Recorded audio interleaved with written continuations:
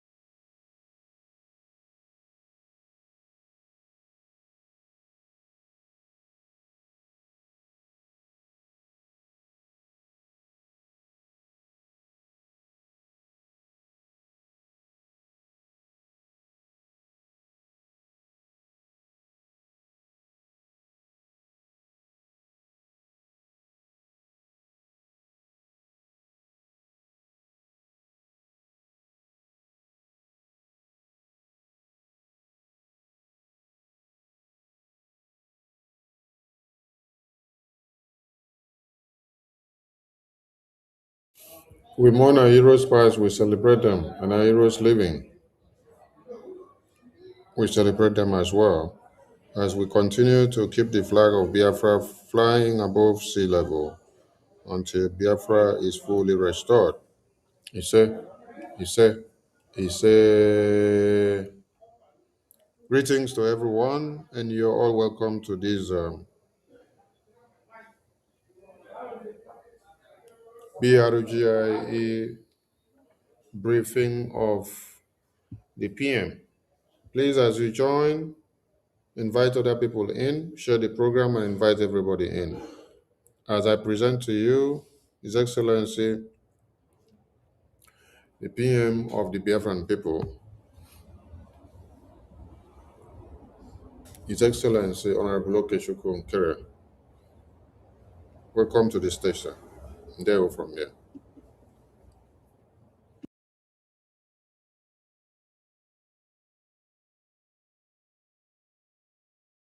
Information, Mazi Sonny Aboro.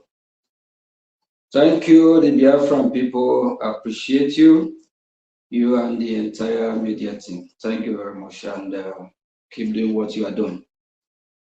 My fellow citizens, greeting from here. Good afternoon, good evening, and good night, depending on your time zone and where you're watching from. It's a pleasure to be speaking to you today. Greetings to the fellow Brgie cabinet members, Rep and admin. We appreciate every Biafra, everyone pioneering this affair of our freedom. Because our freedom is not negotiable. Our freedom we must get. I'm not here to use teleprompter or to use script to talk to you today, but I will speak from the heart. As a freedom fighter that I am, and I'm not here to be political correctness, because what we are doing, we are fighting for our freedom. Until when we totally regain our freedom and free ourselves from the contraption from the country called Nigeria, a terrorist state, a country that is killing its own, then you can now read our lips. As a freedom fighter, you fight with whatever you have to get your freedom. For those that want to read our lips, to know what we say, how we say it, that doesn't matter. What matters is that are we moving forward? Are we fighting for our freedom? Are we fighting genuinely? Are we getting results? I'm supposed to be highlighting or talking about our achievement because we Biafran people, for decades now, we have been educated what we need to do, how we will get our freedom, the reason why we should exit Nigeria. But it breaks my heart that a lot of Biafrans are so distracted without paying or focusing on the bigger picture, without setting their eyes on the prize. At the end of every game, what matters is about the team. Did the team win the game? We Biafran people need to focus about winning, about getting our freedom. Why are you distracted? Why do you allow the saboteurs to bully you? Why are you not following what is trending? After this genocidal war waged the Nigerian government that collude with her allies and massacre Biafrans in millions. Since 1970 till just a few years ago, Washington, D.C., United States of America, they not be talking about Biafra. But today, just in short period of time, our message have gotten to the Congress, men and women, to the senators of the United States of America. They now discuss about Biafra. And for those of you that are still misguided, ask yourself a question. The team that you are supporting, what are they doing? What results do they have to show to the Biafran people? Instead of you supporting what we are doing, you decide to collude, to work against the Biafran people, to work against the freedom of Biafra. No one born of a woman will stop the freedom of Biafra. We see what is happening around the world. The four corners of the earth is shaking. Every region there is tension. People want to be free. People want to govern themselves. People want to choose which God are they going to worship. We saw what is happening in Iran. The Iranian people have chosen their fate, what they want. What about, do they keep quiet? Or do they keep fighting? After 47 years of Islamic jihadist regime imposed on them by the Ayatollah family from Lebanon, the Iranian people have risen up and they are fighting back today.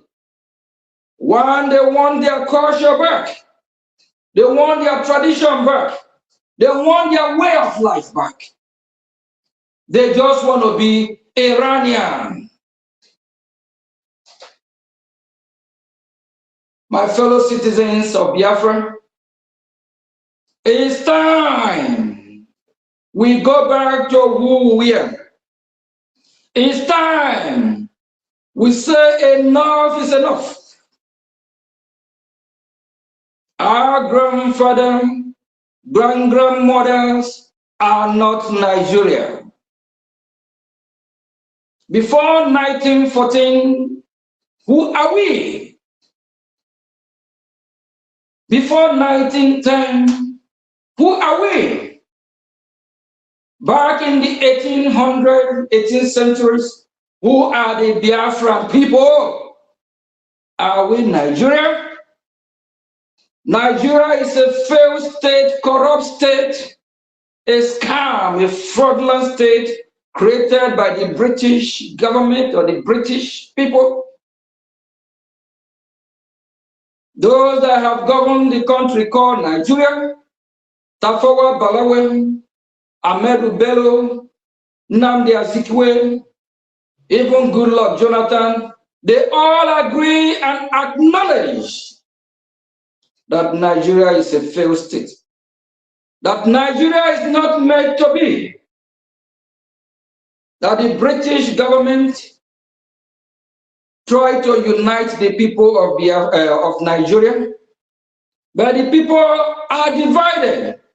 The people are different.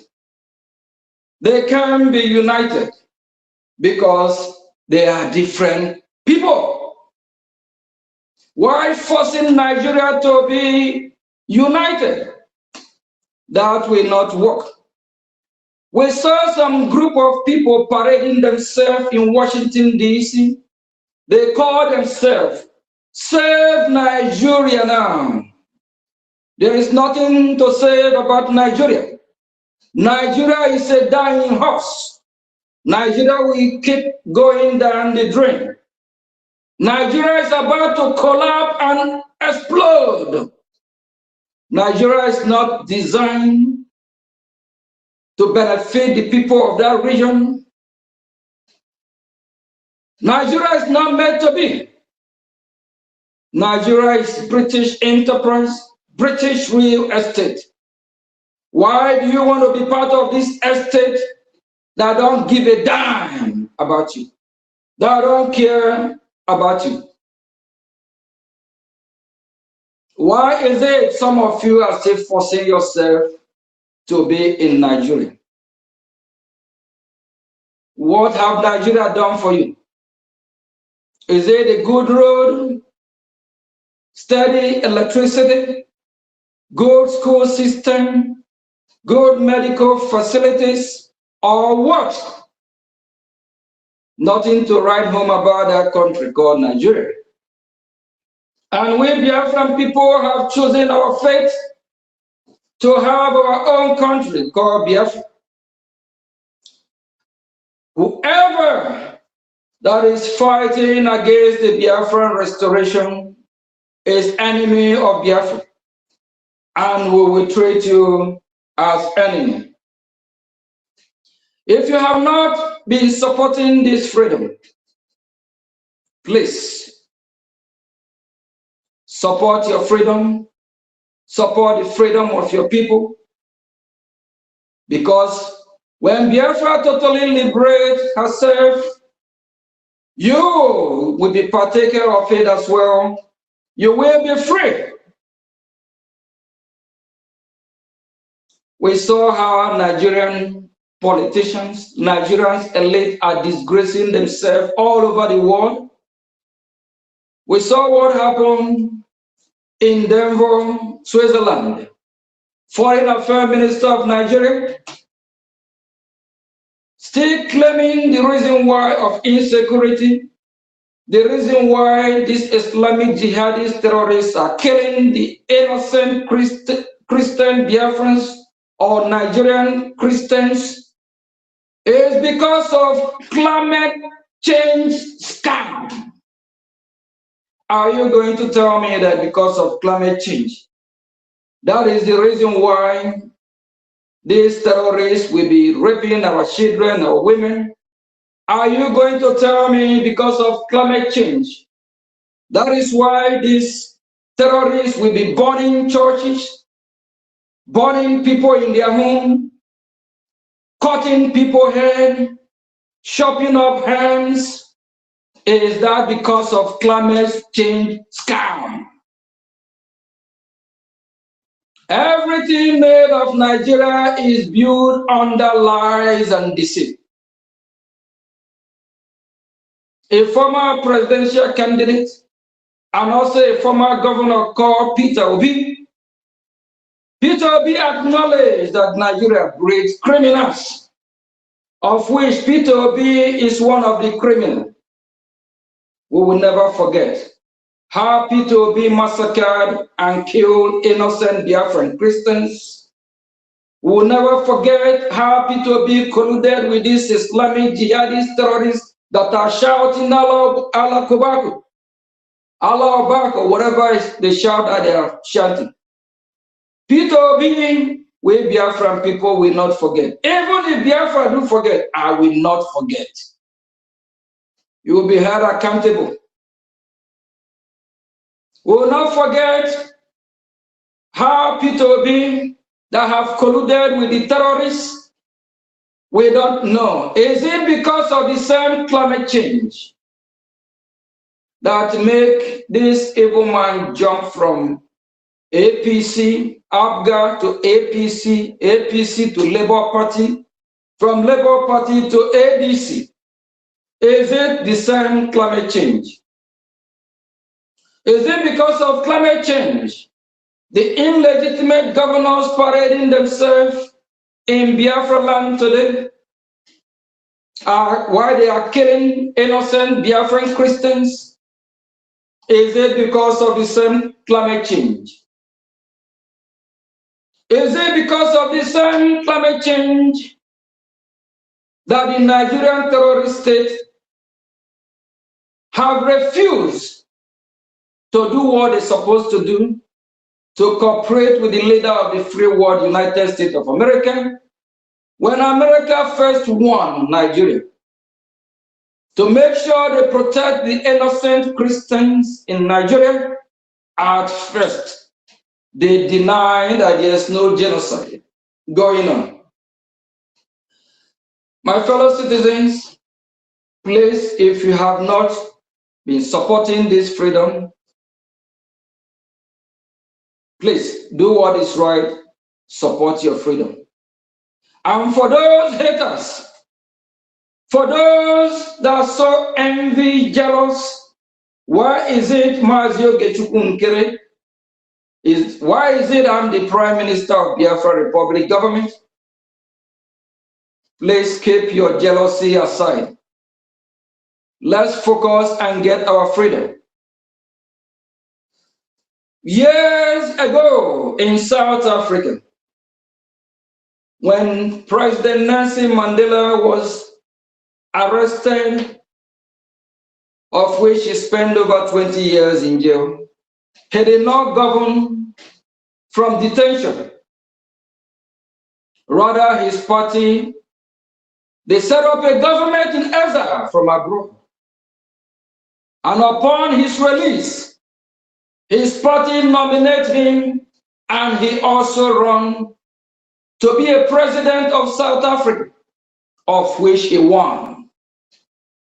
The people of South Africa, they did not keep quiet, or they did not wait until he come out from prison before they start fighting. Rather, they elect a new leader who pilot the affair of South African people until the release of Mandela. My fellow citizens, why is it some of you are so angry? Why is it some of you want us to wait for Mazi Simon Ekwan to come out from prison before we start doing what we are doing? Why is it some of you want us to wait until Mazi Nnamdi Kanu, until he's released, before we start fighting for our freedom? Why do some of you want to depend on others coming from detention for us to know what we are doing? Deep down inside you, you know that is not the right thing to do. We will be the one to fight for their release. As free people, they are not free. And they are limited to whatever they can do. But we as free people will speak for them, will fight for them, And we also encourage them wherever our leaders are, as long as they still remain in the path of truth, as long as they are there for Biafra, we encourage them and pray for them to keep fighting with good faith, to do what is right, and not to interfere or disrupt our freedom of wish. That is the reason why our leader Mazi Nnamdi Kanu was kidnapped. That's the reason why Mazi Simon Ekpa was also arrested. We don't want them to destroy what they have worked hard for. Our freedom is for all of us. No one is bigger than the Biafran people. If you are paying attention to what is happening in Switzerland, you will see what strength can do.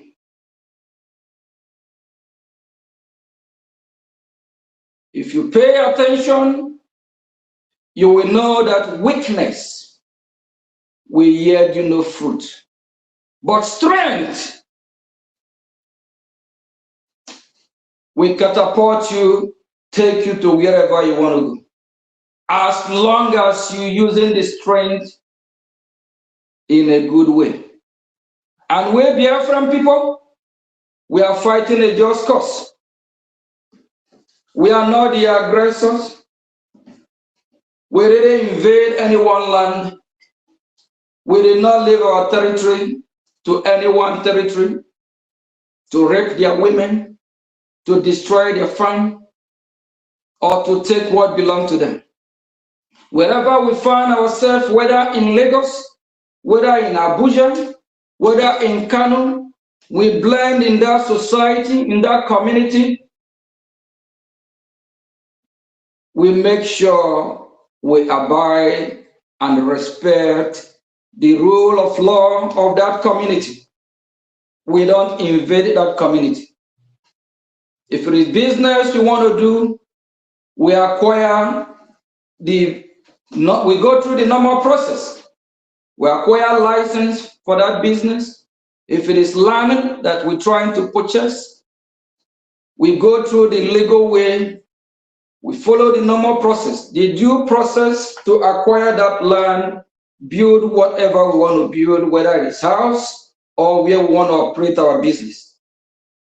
We are law-abiding citizens wherever we find ourselves. I am Nkere, also as American citizen here in the United States of America.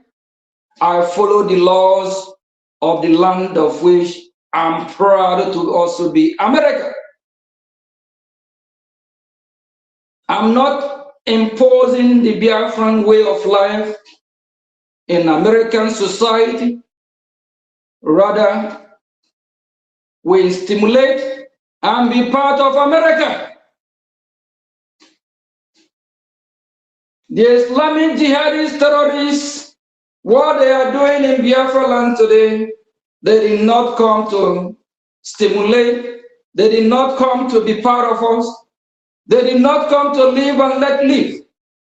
Rather, their goal is to invade our land, to chase us out of our land, to rape our women, to take everything that belongs to us. Not only that, to Islamize us. My fellow citizens, let's keep our differences apart. Let also emulate United States of America, Republic and Democrat. They can disagree to agree. That is why the spirit of America is unbroken. When you think there is problem between the Republican Party and the Democrat Party, you are joking. At the end of the day, America first. Please, let's forget about our differences and let us all come together to get our freedom. During the ongoing convention in Switzerland, the leader of the free world, President Trump, he said something about Greenland, and he reminded Denmark what happened during the World War II. In just 6 days, the German machine overran Denmark. They took over both the Greenland and United States of America. When they step in, they liberate Greenland, they also liberate the Denmark people. Why United States of America make a move to acquire Greenland? Not just because of their benefit, rather it's for stability of the region, and also especially security-wise. For those that try to disagree at the time, he reminded them that if they refuse to let United States of America acquire Greenland, of which Greenland will save the rest of the world, Greenland is a strategic place where America can use to defend both the West and the entire world. The President of America reminded the European Union. He said, America will never forget. We are sending message to all those evil saboteurs, all the illegitimate governors parading themselves in our land from Oti to Mba, Hopo Zadema Soludo and others. We will not forget. Oti well understand that Nigeria is not working. Oti well understand that whatever he's doing in Aba today is called mirage. He's just deceiving the people of Aba. The proposed deal of how Gaza is going to look in near future. I don't have the picture here, we could have displayed. In near future, Gaza is going to look like Dubai. Then if you ask these illegitimate governors parading themselves in our land, ask them one question. In the next 10, 20, 30, 40 years, if they still believe in the contraption country called Nigeria, how is Biafra land going to be? They have no clue. When Peter Obi, when he was governing Anambra State, Peter Obi did not make Anambra better. Peter Obi did not get steady electricity for Anambra people. Not good road. Nothing to remember of his leadership. If Peter Obi cannot make one single state look like Dubai, look like America, China, Singapore, how do you think that Peter Obi will make Nigeria look like heaven again or look beautiful again? It is not possible because these people have no clue. For the existence of Nigeria since 1914, the eastern part of Nigeria, which is Biafra land, of which we are fighting to completely exit that shithole country. Nothing to show for it. If you're one of those that still believe in Nigeria, if you're one of those that still believe Nigeria will be better, sorry. You are joking. And we always have a prayer for those one Nigeria list. We pray, let Nigeria happen to you if you believe in Nigeria.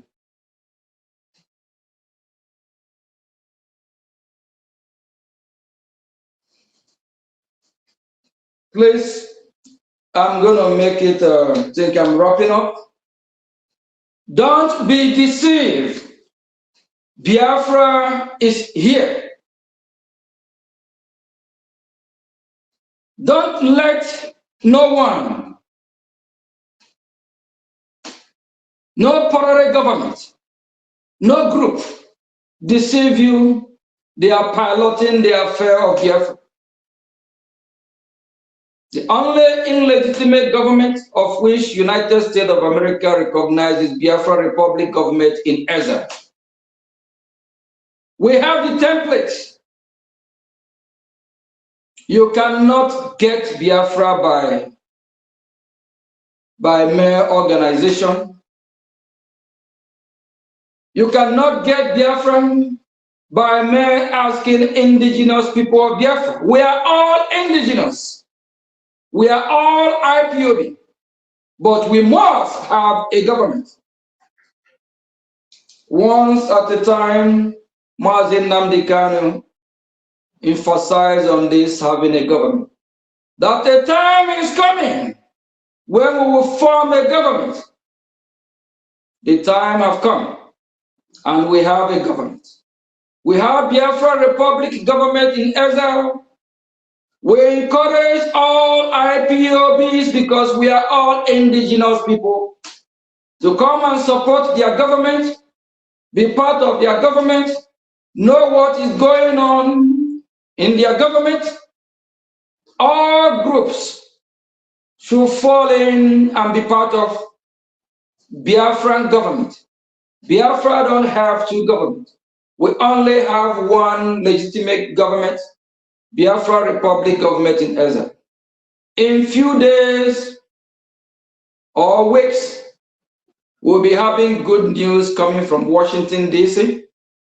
Remember, before the news break out about Nigeria, U.S. designating Nigeria as country of particular concern, I sound the alarm, but a lot of people did not understand what I was saying then, that in few days, few weeks, few months, something big is going to happen.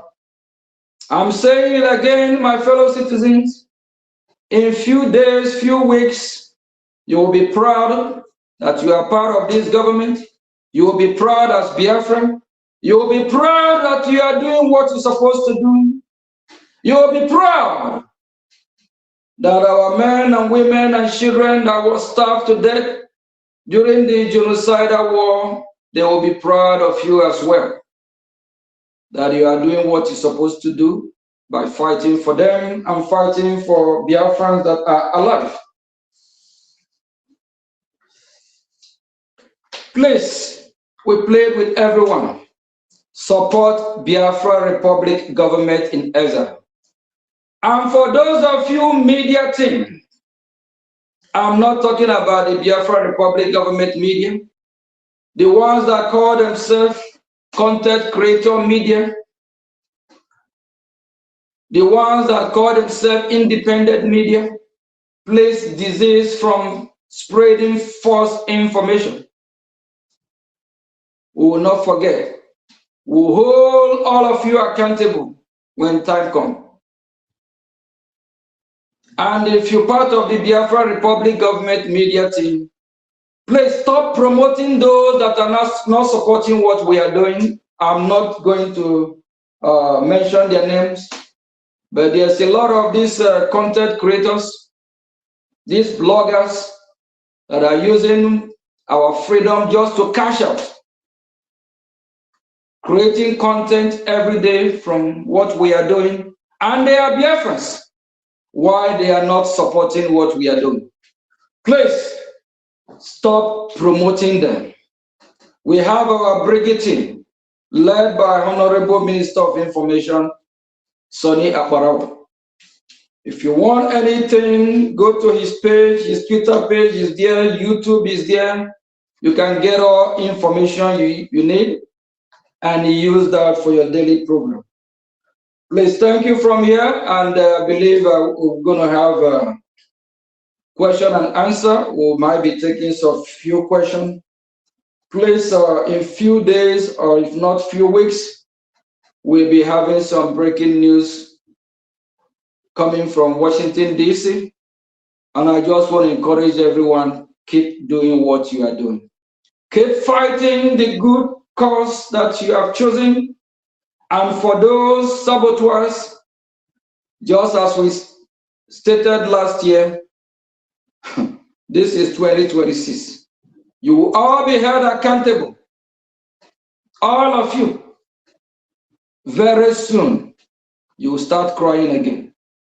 And my fellow citizens, please let us imitate United States of America with strength. And if you're fighting for your freedom with weakness, it will take forever. We need to hold all our enemies accountable. We start from the both Ohanese, chieftaincy, whatever, to the governors, senators. Don't give them a breathing space. Hold them accountable. If not, we have a long way to go. Hold them accountable. They need to answer some serious question. Just a few days ago, or there's this video I saw coming from Sokoto. They now start running to Sokoto. But when Mazin Nnamdi Kanu was here, he condemned these people.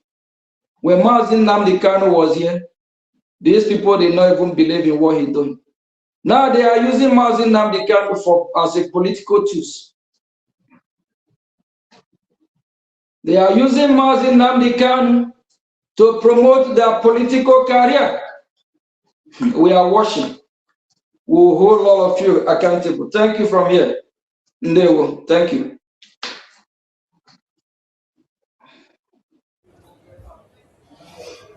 There were PM. Thank you very much. And please, those that have questions and concerns, you may call in. And you can as well join the studio to ask your questions. The link is posted out on the comment section. And you can as well call in with the phone number that will be displayed on the screen now. Only on WhatsApp, please. The number is there. Only on WhatsApp you can call in.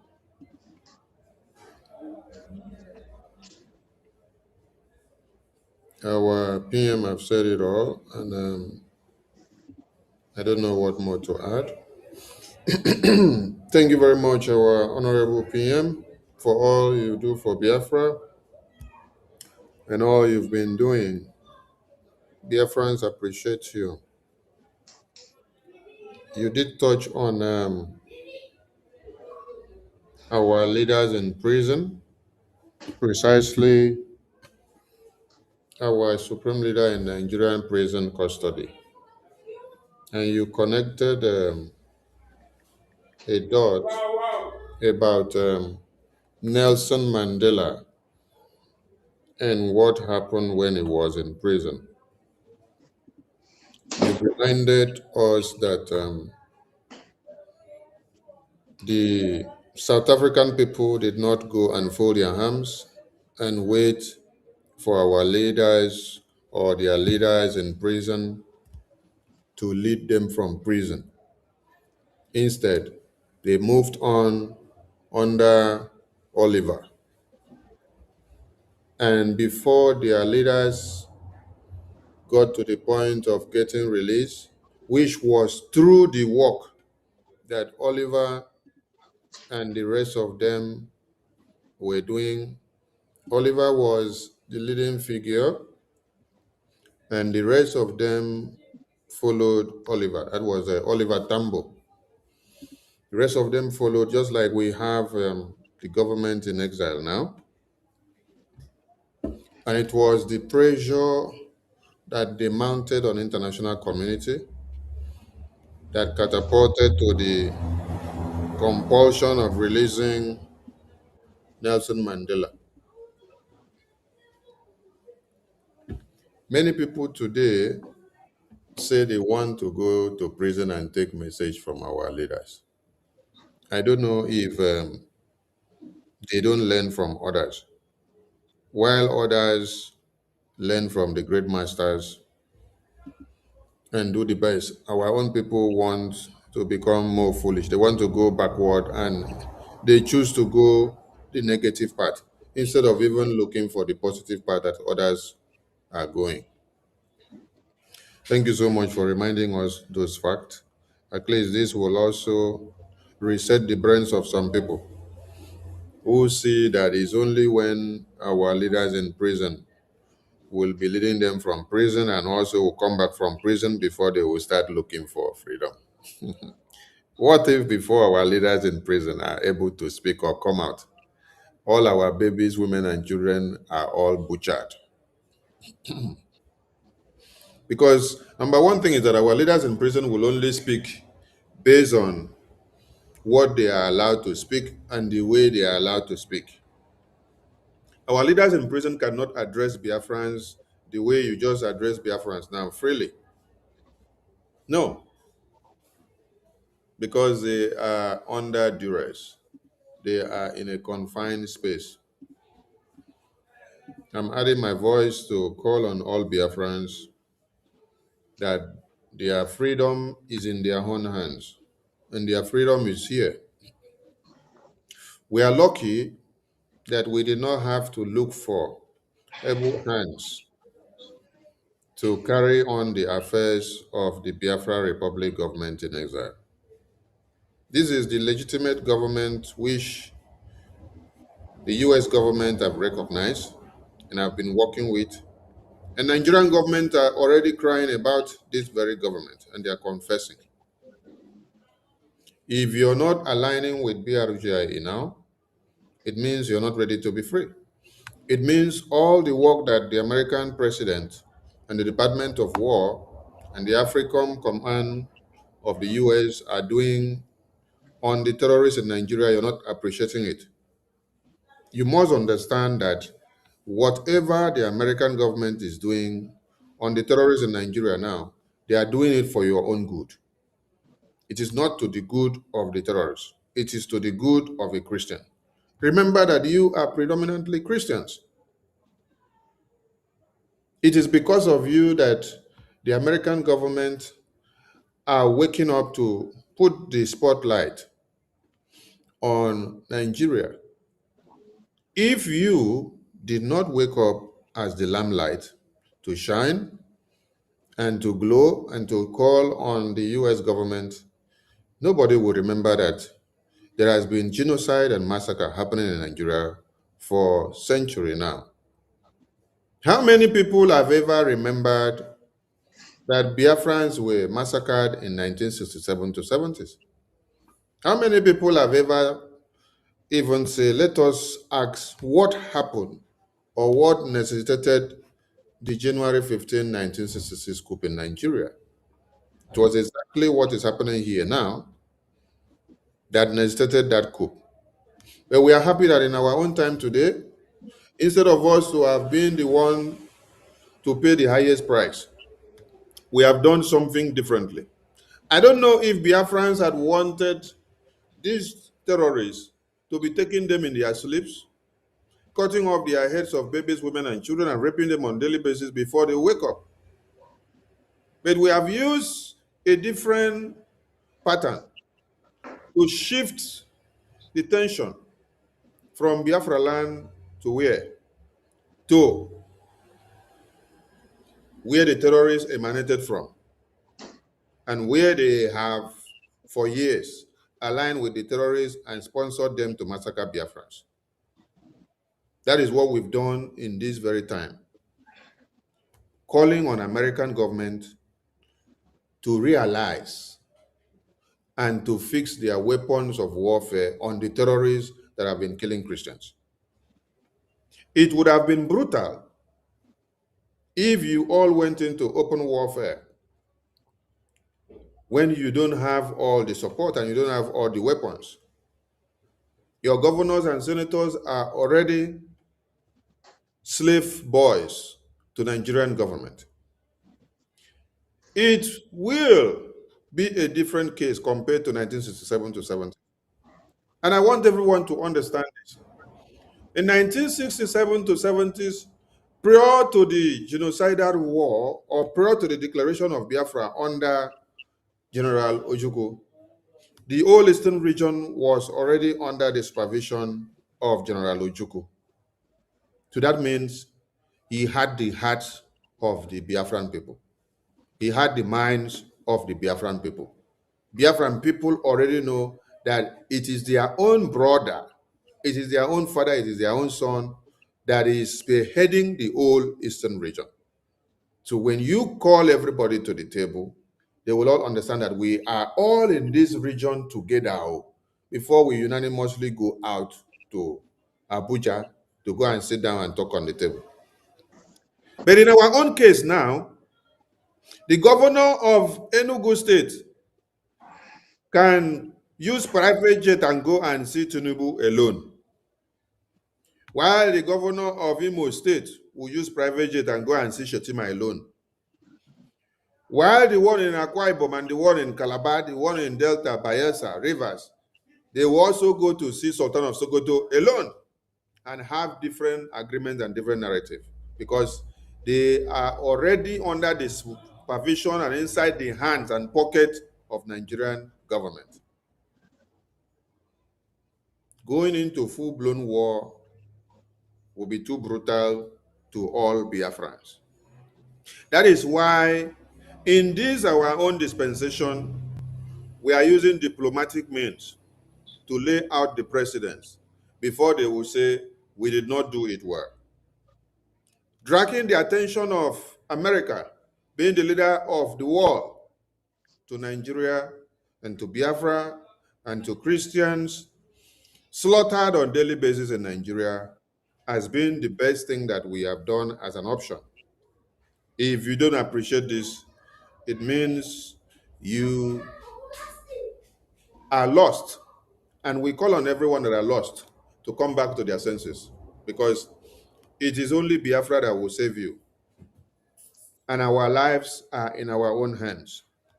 If we allow the enemies to take all us out, our babies, women, and children will be all gone. That's the message you need to understand.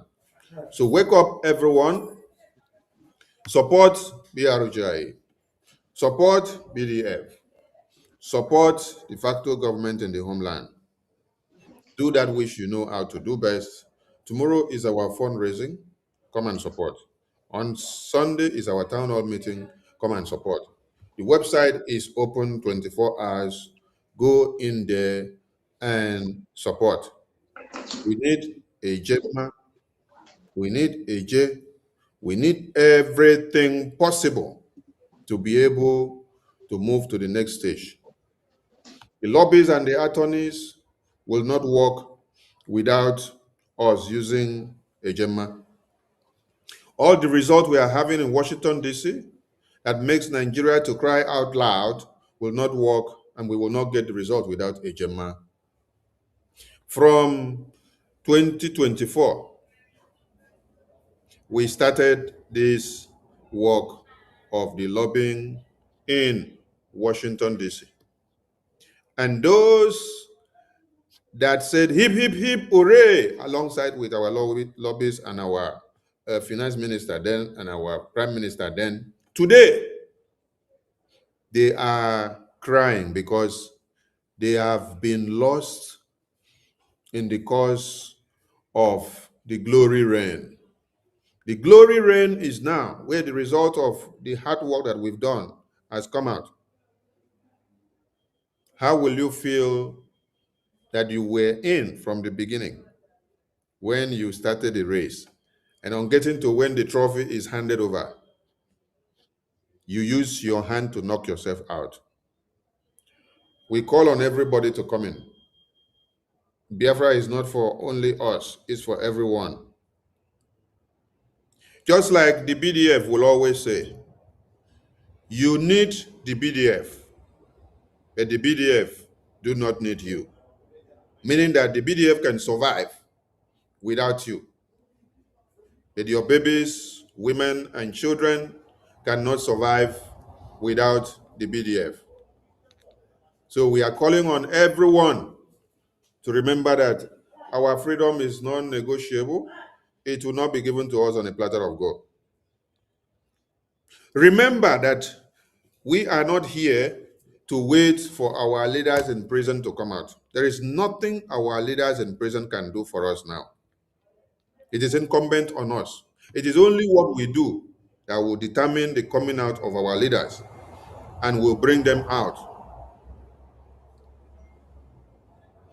So, we are calling on all of you to stop this lackadaisical attitude of, oh, I want to wait for our leaders to come out. You want to wait for our leaders to come out. Before your leaders come out, the terrorists have overrun your communities. Since the day Mazen Nnamdi Kanu was sentenced dead or life imprisonment, I want to ask, how many terrorists have invaded your communities? The other day it was 317.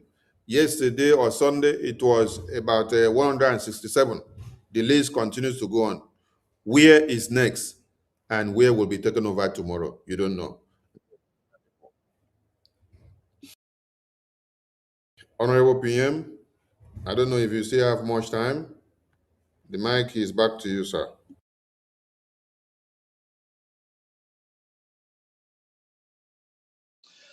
Yeah, thank you, Minister of Information. I just want to let Biafrans know that our freedom is in our hand, and no one will give us our freedom if not us. So we have to do whatever we can to make sure that we get our freedom. And at the same time, I believe a lot of Biafrans they tune in, and some probably thought we'll be having this program on space. So for those that might want to have ask questions that not able to join the studio, so I'm just asking if we can have like an hour or 2 hour space program, because I would love to ask some Biafran questions if they probably don't have, because this 2026 we are moving forward, we are not moving backward, and our freedom is not something we will joke with, because we have a lot of Biafrans have been misled, and a lot of Biafrans want to fold their hand while they wait until Mazi Simon Ekpa give them instruction from detention. And some want to wait until Mazi Nnamdi Kanu tell them to move before they move.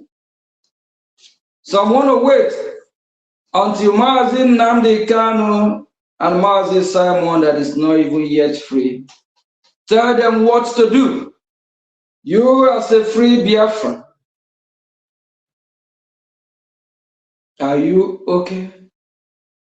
Why not think like a normal Biafra or a normal human being? You who is free, you are waiting for him who is in the hand of the enemy to come and set you free. Is it not shameful? Please, we need to start to ask ourselves serious question. It's very, very important. But this freedom, this time from Washington, D.C., where I am, we must bring this freedom down to Biafra.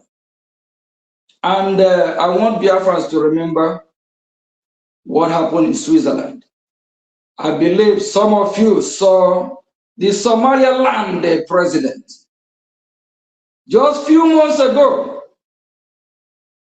one who advocates about religious freedom and freedom of humanity, we heard about Mark Rubin. He talked about recognition of Biafra and Somaliland. But we saw the Somaliland president in that beautiful event. How did he get there? How did that happen? It happened by the special grace of God through the leader of the free world, United States of America. And he was there even shaking hands with world leaders. Somaliland represents. Somaliland have joined the League of Nations. Don't you think it's Biafra next? Are you going to be waiting until Mazi Simon is released? Are we going to be waiting until Mazi Nnamdi Kanu is released? The same Marco Rubin, he spoke at our convention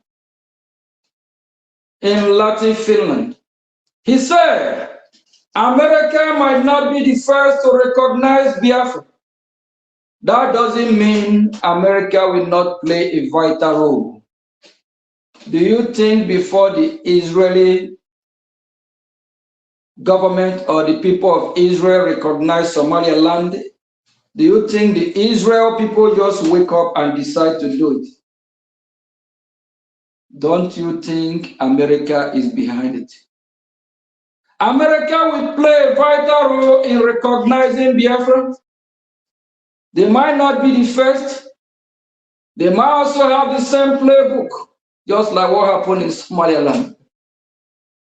Yes, they still have the key. That is the reason why the only country that is shaking the Nigerian terrorist state today is America. Is it not great to align with the leader of the free world? When the president of the free world was speaking in Switzerland, do you see how quiet the room is? Do you see when the big elephant was there with command, strength, not weakness? For those of you running around the world, run nowhere anymore. Come down to United States of America here. Support the government that was funded from the land of the free, United States of America here. Everything will happen from Washington, D.C. here, down to Biafra land, whether you like it or not. When America lead, the rest of the world will follow. When the leader of the free world was speaking few days ago, every country bow. But those that have said something behind him before, behind closed door, in public, they speak no more. Everywhere shaken. Biafra is here. Honorable Minister of Information, just for those that want to ask questions, we can just have you set up a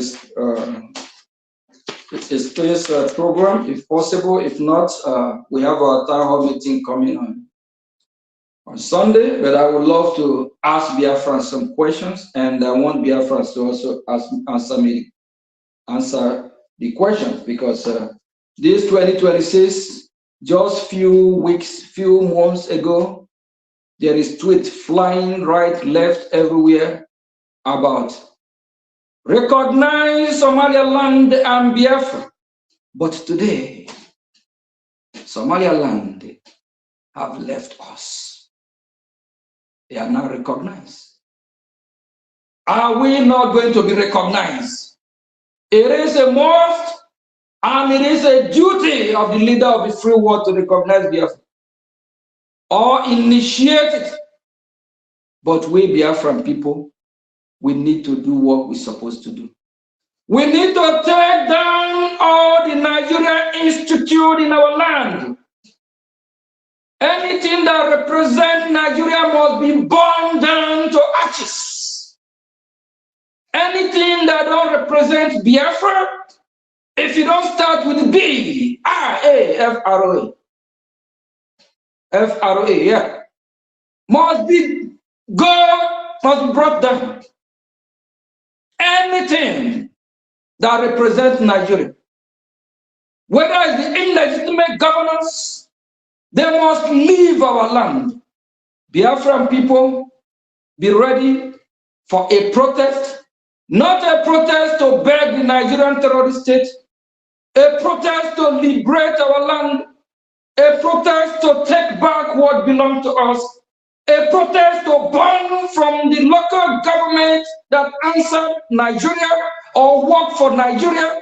We need to evict them out of our land. If you don't use your strength, if you use weakness, we will remain there forever.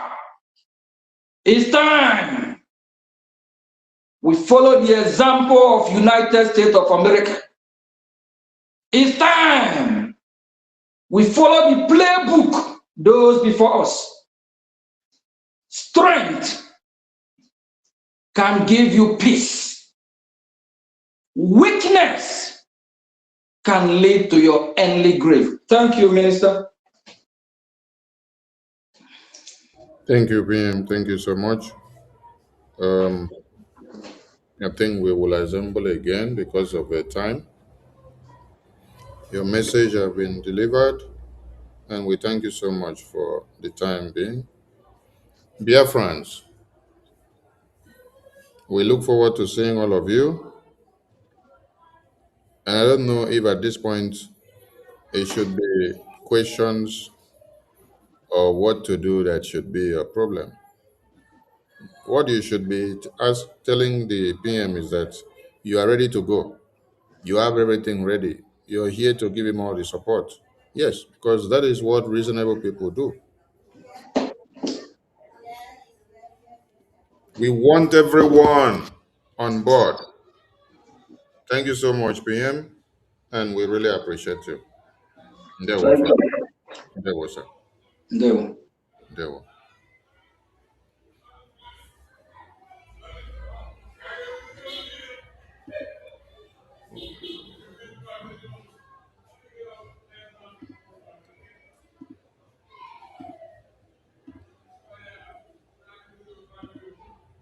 Confidential wrote. On the other side, Biafra-linked groups are also lobbying Washington, calling for sanctions, recognition, and even future military and oil deals. I mean, how seriously are these groups being taken in U.S. policy circles?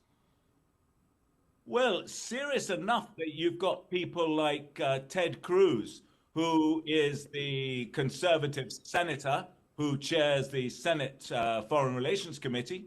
He's a big supporter of the Biafra government in exile. He's a big supporter, actually, of the Somaliland region in East Africa. And Mike Pompeo, who was the former Secretary of State, and that was under Trump's first term. And Pompeo is a very devout evangelical Christian, and so is Cruz, and they're combining the two things, where they're talking about the rights of the people of Southeast Nigeria, and also this issue again of protecting Christians. So yeah, they've got a lot of sway within the Republican Party, and a lot of this stuff, Charles, is about sentiment as much as anything else.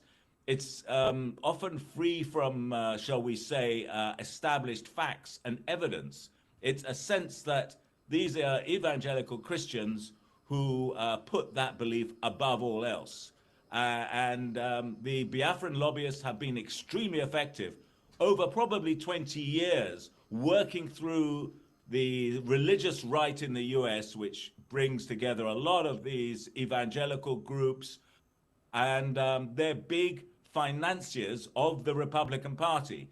And as the Republican Party has moved to the right, so have they. and they've become a big mobilizer of votes for the Republican parties. So there are people who are evangelical Christians who may not like the look of Donald Trump and his various comments about women and all the rest of it, but they bury that concern for their the greater good, which they say is the man is for Christians. He's for evangelical Christians, and in that case, we're going to give him our support. So Trump, the evangelical base is absolutely critical for Trump, and that's, I think, it accounts for some of the success of the Biafra lobby in the US. Well, that's a very illuminating assessment from you. And in that context, Patrick, I mean, is there a risk that fringe or poorly sourced claims could begin to shape US foreign policy towards Nigeria? So Nigeria's internal security crisis is no longer just a domestic issue. It's become a high-stakes battle for influence in Washington, according to the UK-based Africa Confidential, a respected newsletter that's built a global reputation for original reporting and analysis of key political and security developments across Africa. As competing narratives over violence and claims of a Christian genocide gain traction in the US, the Nigerian government and Biafran secessionist groups are now locked in an aggressive lobbying war, each seeking the attention and support of President Trump. According to Africa Confidential, alarmed by President Trump's threat last November to go into Nigeria guns a-blazing, the Tinubu administration has moved quickly to counter separatist claims, signing a multi-million-dollar lobbying contract with a Republican-linked firm to shape U.S. policy on visas, military cooperation, trade, and religious freedom. The scale of Abuja's effort far outweighs that of the pro-Biafra groups, who are also lobbying Washington, pushing for sanctions, diplomatic recognition, and even future military and oil agreements. So what's really at stake in this foreign lobbying battle? And how could it shape Nigeria's security, sovereignty, and international standing? Well, for more on this, I'm joined now on the line from London by Patrick Smith, Editor-in-Chief of Africa Confidential, and is also Editor-in-Chief of the Africa Report, a monthly African politics and business magazine. Patrick, thank you very much indeed for joining us. You're a very busy man, so we appreciate your taking the time to talk to us, and a very happy new year to you. And your reporting suggests Nigeria's security crisis is now being fought not just at home, but in Washington. I mean, how unusual is it for an internal African security issue to escalate to this level of what I might call US lobbying warfare? Yeah, greetings, Charles, and Happy New Year to you and all your viewers. It's actually par for the course within the American system.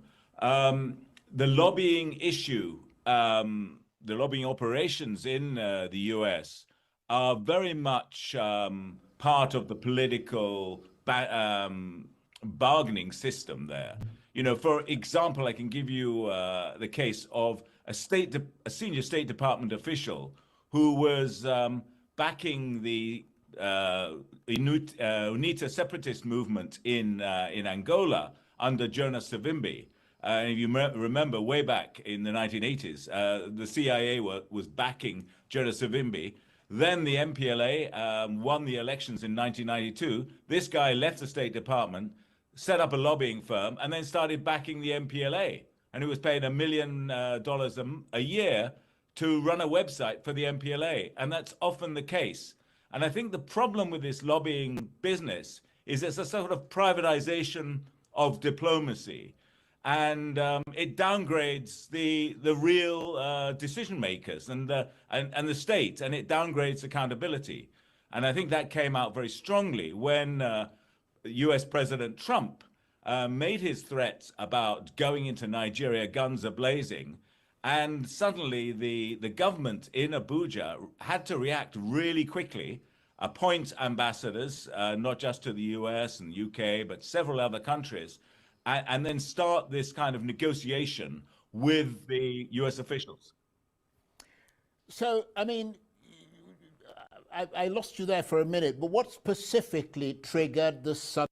And educate them the more about what they need to know about Nigeria, so that when it's time to strike and take decisive measures against them, they will know what exactly to do to them. So we appreciate all Biafrans that have been making it happen. Please support the town hall, support our end of the year annual report, support APN speech, support Mazi Elia's speech as we move on so that we can wrap up. One, it's been a wonderful year with your good works and energy, consistency, resilience, and sacrifices. We don't know how to thank you all enough, but in one word, may the God of Biafra with you all.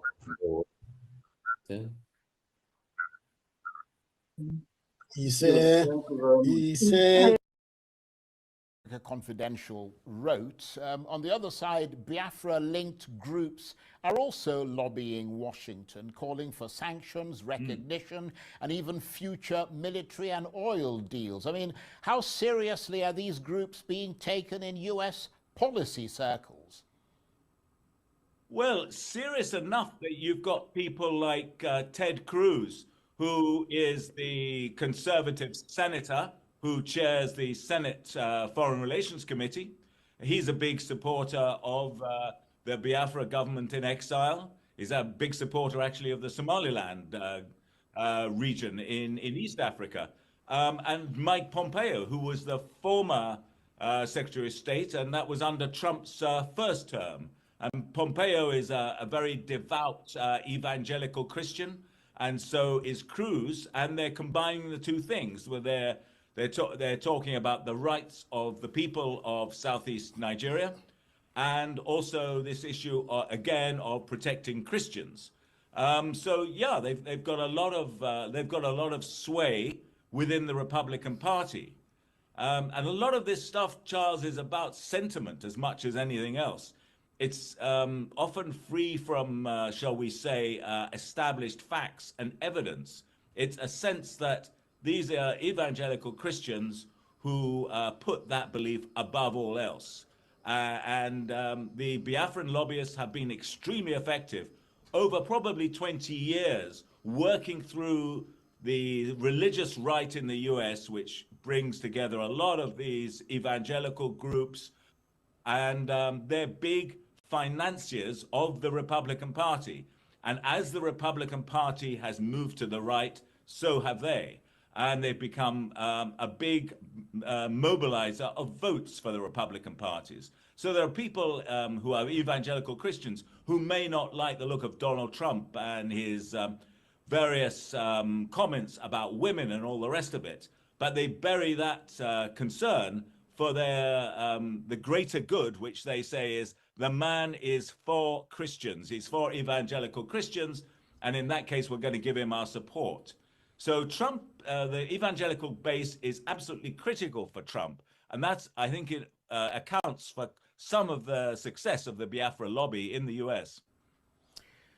Well, that's a very illuminating assessment from you. And in that context, Patrick, I mean, is there a risk that fringe or poorly sourced claims could begin to shape US foreign policy towards Nigeria? So Nigeria's internal security crisis is no longer just a domestic issue. It's become a high-stakes battle for influence in Washington, according to the UK-based Africa Confidential, a respected newsletter that's built a global reputation for original reporting and analysis of key political and security developments across Africa. As competing narratives over violence and claims of a Christian genocide gain traction in the US, the Nigerian government and Biafran secessionist groups are now locked in an aggressive lobbying war, each seeking the attention and support of President Trump. According to Africa Confidential, alarmed by President Trump's threat last November to go into Nigeria guns a-blazing, the Tinubu administration has moved quickly to counter separatist claims, signing a multi-million-dollar lobbying contract with a Republican-linked firm to shape U.S. policy on visas, military cooperation, trade, and religious freedom. The scale of Abuja's effort far outweighs that of the pro-Biafra groups, who are also lobbying Washington, pushing for sanctions, diplomatic recognition, and even future military and oil agreements. So what's really at stake in this foreign lobbying battle? And how could it shape Nigeria's security, sovereignty, and international standing? Well, for more on this, I'm joined now on the line from London by Patrick Smith, Editor-in-Chief of Africa Confidential, and is also Editor-in-Chief of the Africa Report, a monthly African politics and business magazine. Patrick, thank you very much indeed for joining us. You're a very busy man, so we appreciate your taking the time to talk to us, and a very happy new year to you. And your reporting suggests Nigeria's security crisis is now being fought not just at home, but in Washington. I mean, how unusual is it for an internal African security issue to escalate to this level of what I might call U.S. lobbying warfare? Yeah, greetings, Charles, and Happy New Year to you and all your viewers. It's actually par for the course within the American system. The lobbying issue, the lobbying operations in the US are very much part of the political bargaining system there. You know, for example, I can give you the case of a senior State Department official who was backing the UNITA separatist movement in Angola under Jonas Savimbi. If you remember, way back in the 1980s, the CIA was backing Jonas Savimbi. Then the MPLA won the elections in 1992. This guy left the State Department, set up a lobbying firm, and then started backing the MPLA. And he was paid $1 million a year to run a website for the MPLA. And that's often the case. And I think the problem with this lobbying business is it's a sort of privatization of diplomacy. And it downgrades the real decision makers and the state, and it downgrades accountability. And I think that came out very strongly when US President Trump made his threats about going into Nigeria guns a-blazing. And suddenly the government in Abuja had to react really quickly, appoint ambassadors, not just to the US and UK, but several other countries, and then start this kind of negotiation with the US officials. So, I mean, I lost you there for a minute, but what specifically triggered the sudden... And educate them the more about what they need to know about Nigeria.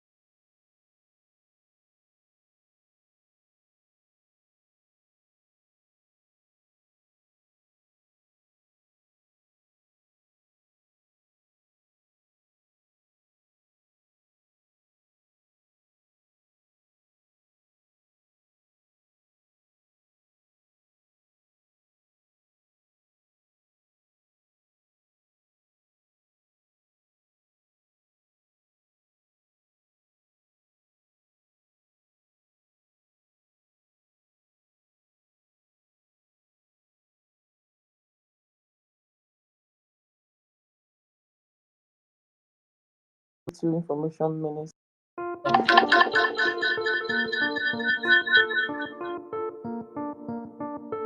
The space titles, they don't bring that. Okay, so British Prime Minister Nkere Why hasn't Tinubu 9 million lobbying stopped jihad? Tinubu is using Nigeria terrorist government is using $9 million. They are lobbying in Washington to stop to stop who? To stop Biafran. So that's the real argument is that they are using $9 million trying to stop Biafra. Because they know that jihad is what they have in their mind. Jihad, Islamic jihad is their full intention. So they're working so hard to confuse, to deceive, to distract American government, and they are not succeeding. So when you see them these days lamenting and lamenting, they are lamenting because their lies, their propaganda is no more sticking. I mean, American government also sent their congressmen down to Nigeria for on the spot assessment. They saw it with their eyes. They went to IDP camp, they saw it. What's going on? You can imagine when you are a refugee in your own so-called country. That's an error there. It's not normal. They saw it. And so anybody that is saying or thinking that their $9 million lobby, their $9 million lies can change the truth that Christians are being annihilated. That is a Christian genocide going on in Nigeria. They have failed and failed woefully. Because the world is not like 1967 when they only monopolize the media and the only thing they say is what other countries understand and hear. Thank God for social media. Thank God for X that will allow us to tell the world the truth, what is going on. And the world is now coming to realization that what even caused that 1967 war was jihad, Islamic jihad. It has been Islam. It has been Islam. They have not allowed Nigeria, they have not allowed Biafra, they have not allowed Christians to lift up their heads.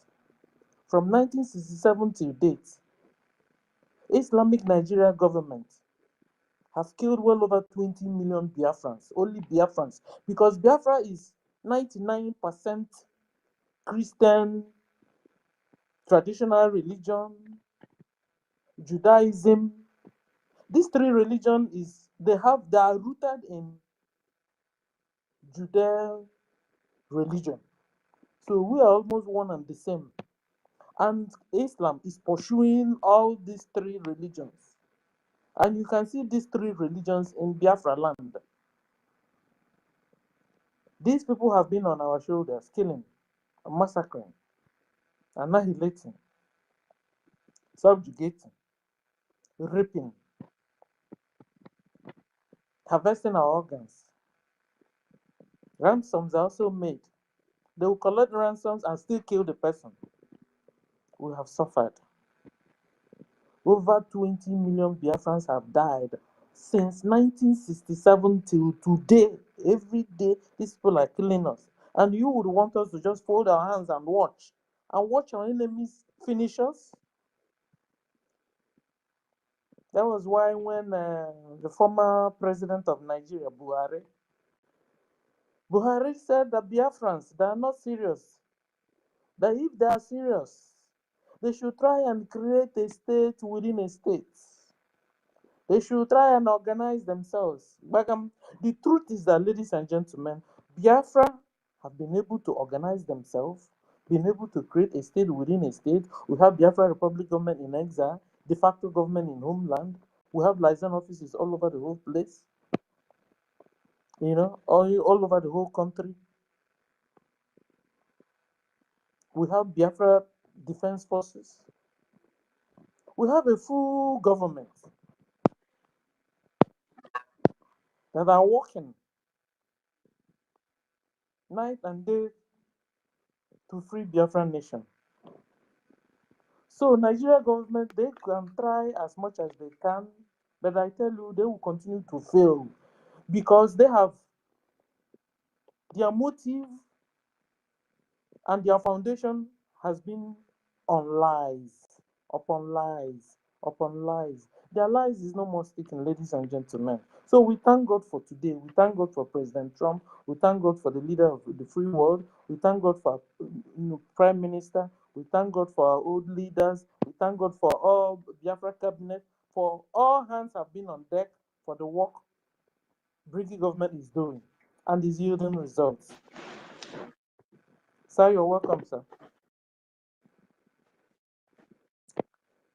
So, ladies and gentlemen, we have entered the stage where come one, come all. Like we had our Prime Minister said this evening. Forget your differences, forget your anger, forget your jealousy, forget your anything that has been what it is that is making you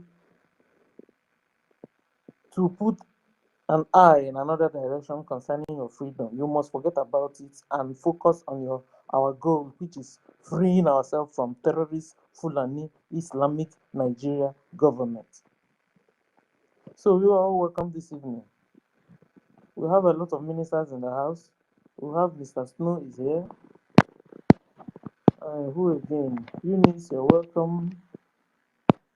Agostina, you're welcome. Nelwem is here. Isabel Odogu, you're welcome. Guys, pick up the mic.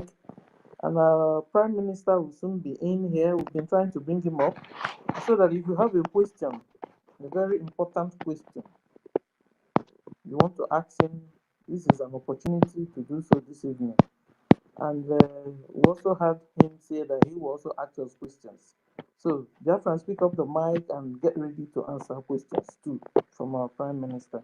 You are welcome this evening. And another thing I wanted to tell us is that whatever rumor they are carrying out about trying to divide Nigeria into two, it will not work. Because they said northern should go and then south. No.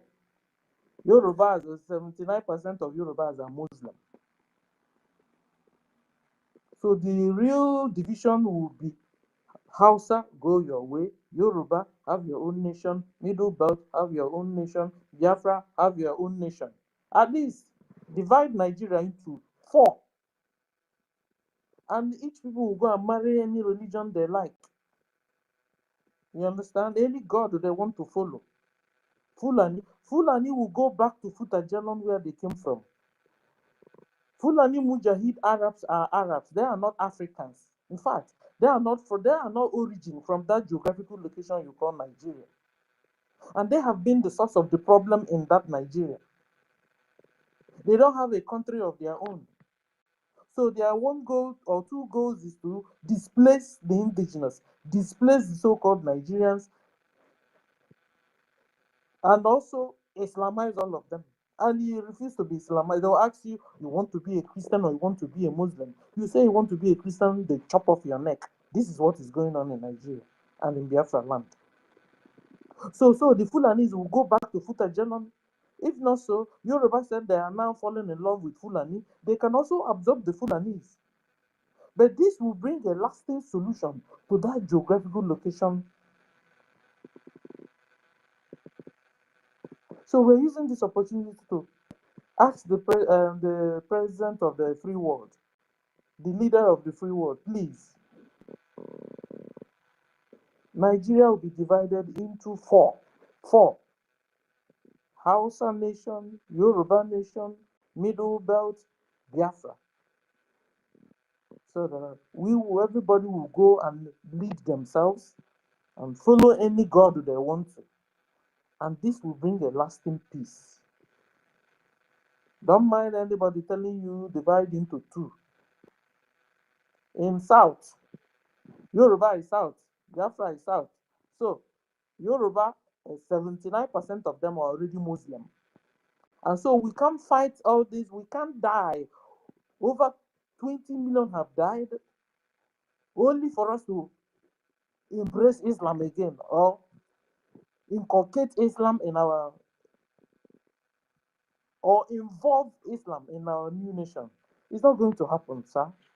Please look into it very well. So there will be a lasting peace. The real deal is a lasting peace. Because since our amalgamating this whole everybody, we've never seen peace. We never saw peace. So for real peace, divide Nigeria into 4. Let everybody go and rule themselves. Fulani will go back to Futajalan, or anybody that wants to absorb them can absorb them, because Fulani are everywhere. Fulani is in Cameroon, Fulani is in Ghana, Fulani is Kenya, Fulani is Burkina. In fact, Fulani is everywhere. They have said that their forefather, Ottoman Danfodio, gave them the whole world. Can you imagine this kind of scenario they are using to create confusion? And these people are not peaceful. They are barbaric. They kill people. They massacre. They eat. They do video. It goes viral. So these people are not the people you can continue to coexist with. Evil will continue to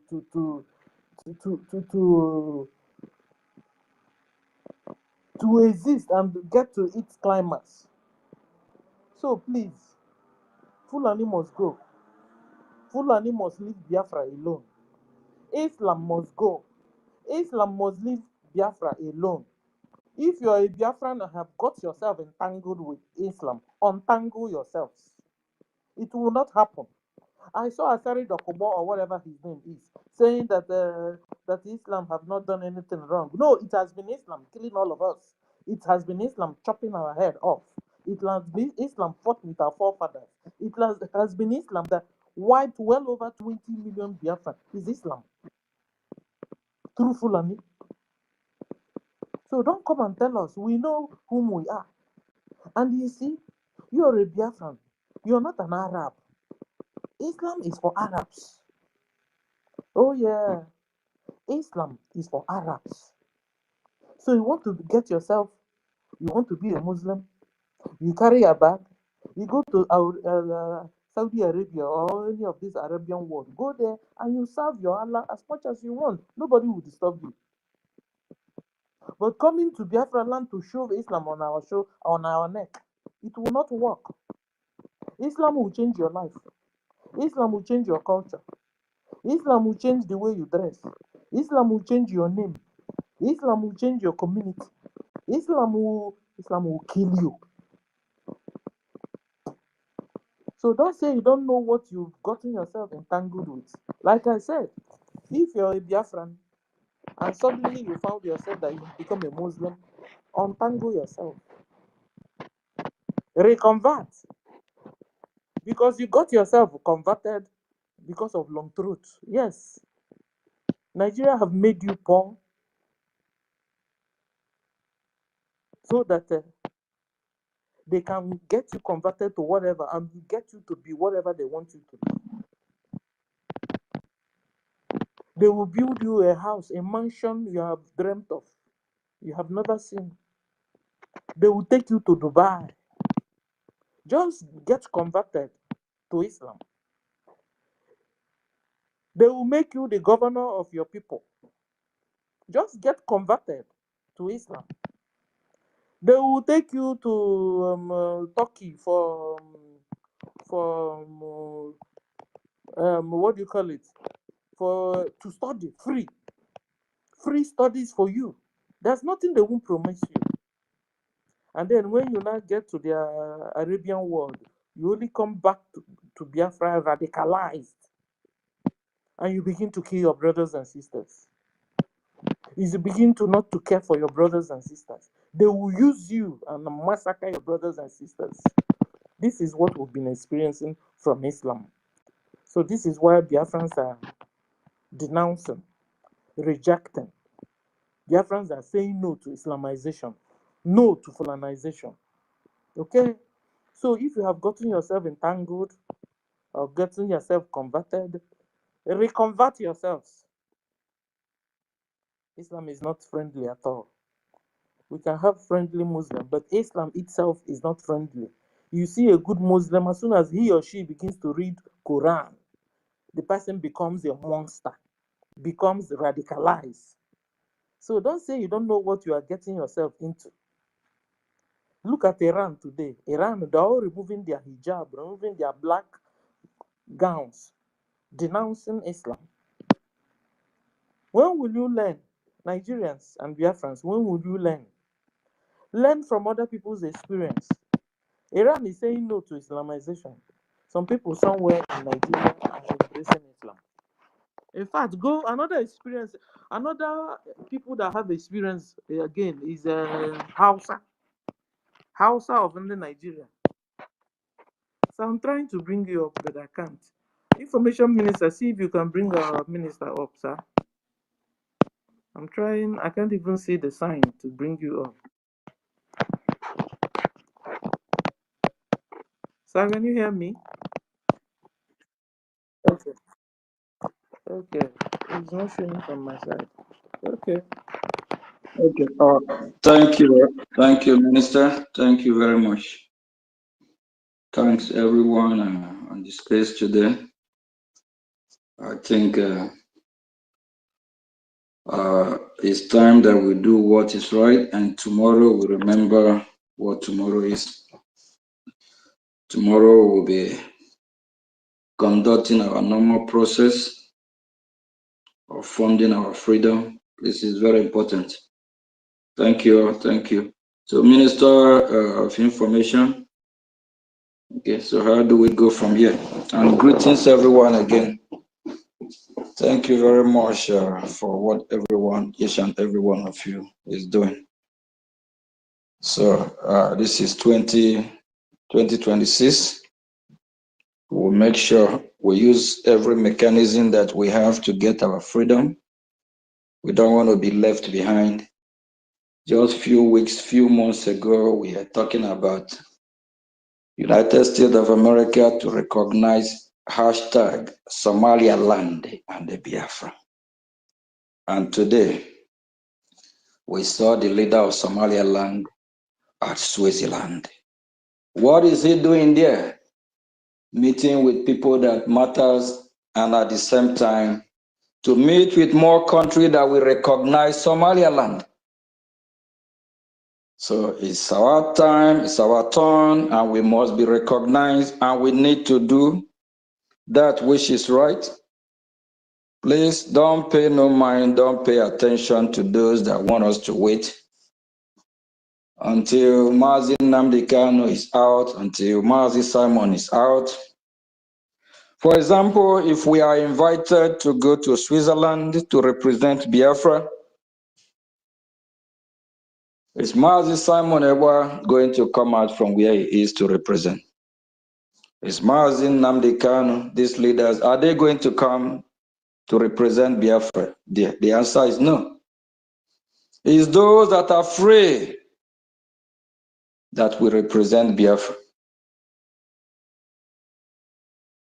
Any day, any time that I, Mazio Nkere, I'm not able to, or I'm not available to take my duties, Biafrans don't have to wait for me. They will move on until my return.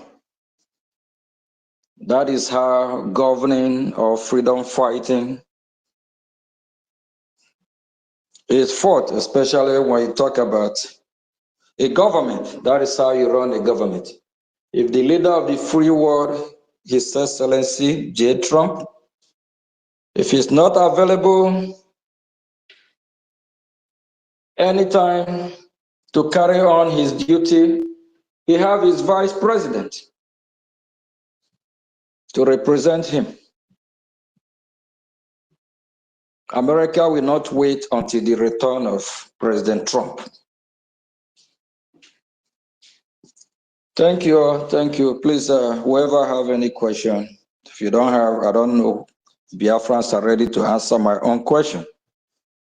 because this freedom, we must get it. And we must do what is necessary for us to be free. Thank you very much. Thank you very much. There. Ndewo, PM. So, if you have any question for PM, you can come up and pick up the mic and ask questions. If anything confusing you, if you are part of the people that are sitting on the wall, we are calling everybody to be united. So now this is an opportunity to ask questions. Ancestors, you have your mic. You have a question? Okay, you have the mic, sir. Ancestral. Yeah, good evening, everybody. Am I coming out? Yes, sir. Yeah, please. Just want to ask a simple question, and I want to ask it for the doubt of other people. As we are in this government now, and our APM Nkere have taken the office of the PM, government in exile, not the PM of Biafra, because Biafra has not been restored. Then my question is, if eventually our ex-PM, Man Simon Ekpa, is being released tomorrow or next tomorrow, will Simon Ekpa still assume his former position as the PM? That's my question. Thank you. Thank you. So, who will answer?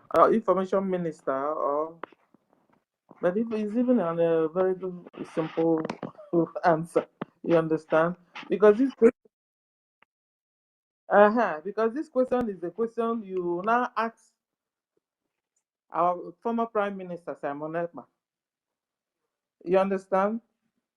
Because he's always the Prime Minister, you know. So if you will not ask him, and then he will give you the answer because we don't know his heart. You understand? So when he comes out, you ask him, and then if he says, "Oh yeah, why not?" So that's my own answer. Ancestral. Okay, so Information Minister, I give you the mic.